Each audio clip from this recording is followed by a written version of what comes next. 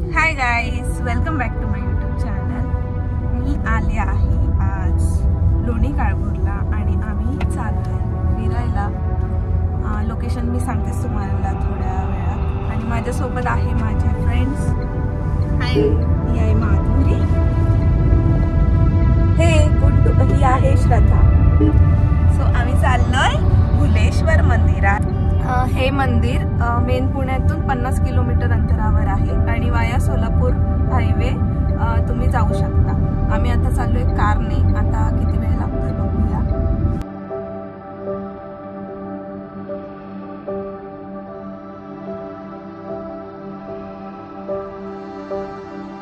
वळणावळणांचा हा रस्ता आहे. आता ही आपली गाडी चालली आहे टेकडीवर. घाटाघाटाचा रस्ता आहे हा. की आता मंदिर आपल्याला दिसायला चालू झालंय. ते बघा, व्हाईट कलरचं मंदिर दिसतंय.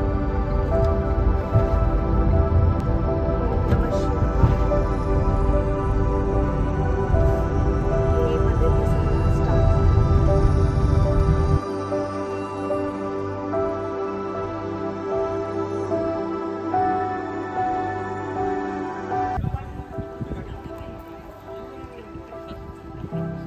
हे मंदिर फार प्राचीन आहे आणि कथांनुसार असं सांगितलं जातं की जेव्हा महादेव इथे ध्यान करण्यासाठी आले होते तेव्हा देवी पार्वती इथे एका आदिवासी स्त्रीच्या रूपामध्ये महादेवांना मोहित करण्यासाठी आल्या होत्या आणि त्यांना बघून शंकर महादेव मोहितही झाले, म्हणजे त्यांना ते भुलले एक प्रकारे.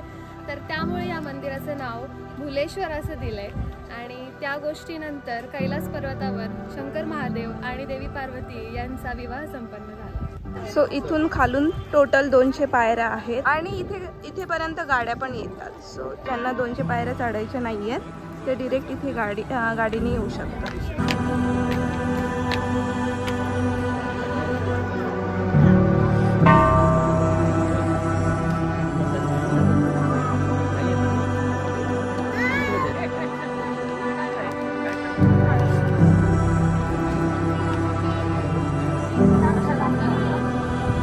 आहे पण इथे एवढा थंड वारा आहे की ऊन जाणवतच नाहीये. फार थंड वारा सुटलाय कारण हे मंदिर टेकडीवर आहे.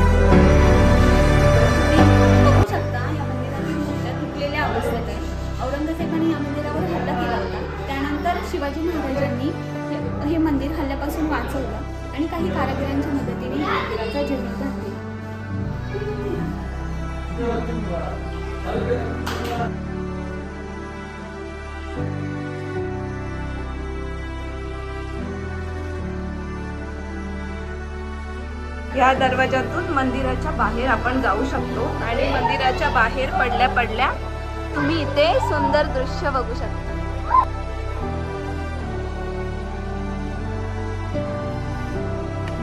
मस्त वाटलं मंदिरात येऊन, एकदम प्रसन्न वाटलं. मंदिरात प्रवेश करता करता एक सुगंध आला, तो फार मस्त होता, त्यामुळे एकदम प्रसन्न वाटलं. आणि मंदिरात आतमध्ये खूप थंड थंड आहे आणि हवेशीर वातावरण आहे, सो मस्त वाटलं.